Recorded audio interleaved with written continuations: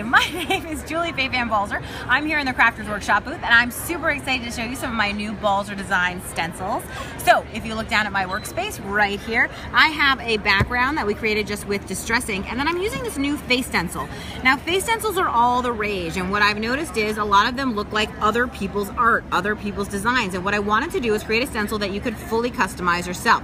So I'm just using some spray ink with this little tip, and I'm gonna go ahead and I'm gonna go right over my stencil, just like sketching. You could use acrylic paint, you could use any of your inks, you could use whatever you like, because again, stencils are one of those things that you can use any of your favorite mediums with. They work with everything you already have, which is why you should buy more and more and more of them, because it'll just make you use more and more and more of what you already have. At least that's the theory. So you can see I bled a little bit there because I was using too much, but it doesn't matter because we're just having fun.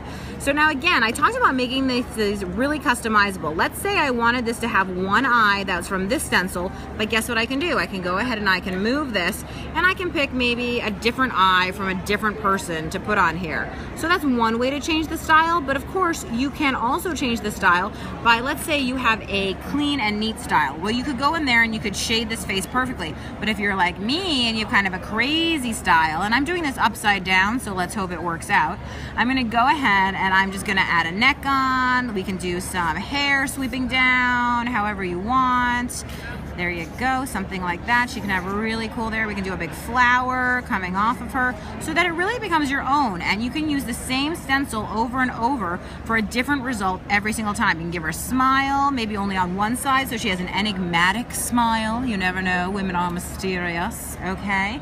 And of course, one of my favorite things to do always with stencils is once I have the pattern right in there inside, then I like to take a darker color of some kind and go around the outside of it. Here I'm just using an ink pad. You could use acrylic paint again or anything else, and you'll see how that sharpens your focus onto her face and exactly what's happening right there with her. Woo, woo, woo, woo, woo. Making my way around as I just rotate this through, jerking it all in. Now I'm not actually covering up the background, which is a nice thing. It's still there lately, but now you can see she's come into focus a little bit. And then of course you could take your favorite white pen, you can take some white paint of any kind, you can just fill in her eyes, add your highlights, your shadows, color the flower, but you've got a great face that's uniquely yours. And if I did this demo 10 more times, I would have 10 different faces.